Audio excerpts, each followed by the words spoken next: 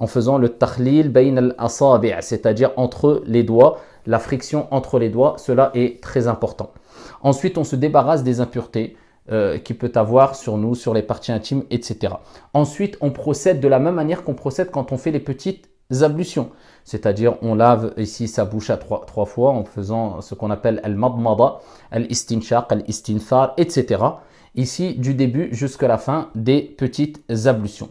Quand on a terminé les petites ablutions, et bien sûr, il est important d'abord de souligner qu'il faut avoir l'intention de sortir de l'état de souillure et d'adorer notre Seigneur Tabaraka wa Ta'ala ou d'adorer notre Seigneur Tabaraka wa Ta'ala à travers la prière du vendredi ou autre. Donc il faut avoir cette intention de faire les grandes ablutions, le grand bain rituel. Donc on termine les petites ablutions. Quand les petites ablutions sont terminées, eh bien ici on doit verser à 3 reprises de l'eau sur la tête. Si aujourd'hui on a des jets d'eau, cela suffit.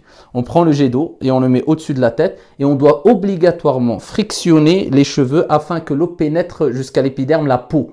Et ça c'est une condition impératif.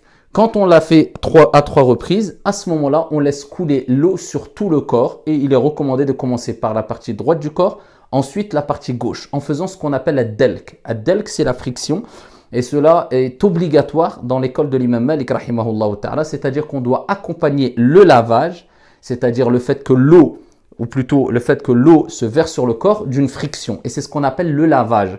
Autrement, cela s'appelle humidifier ou bien asperger d'eau. Mais le lavage, et c'est le terme qu'utilisaient les Arabes, c'était à partir du moment où l'eau était accompagnée d'une sorte de frottement, si on veut. Donc voilà pourquoi il est important d'accompagner ici l'eau qu'on verse sur le corps par une sorte de frottement ou friction sur toutes les parties du corps, sauf bien sûr sans toucher nos parties intimes.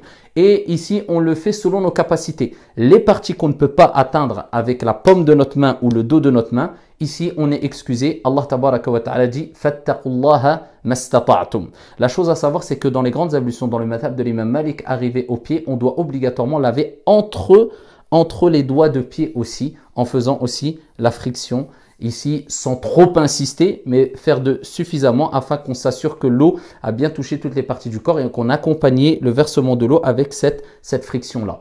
Les femmes qui ont des tresses, ici le prophète a permis aux femmes à son époque, et cela est une permission générale et à tous les temps, ici de ne pas enlever les tresses lors des grandes ablutions. Il suffit simplement de s'assurer que l'eau pénètre bien jusque la peau et ils peuvent garder leurs tresses, incha'Allah tabaraka wa ta'ala.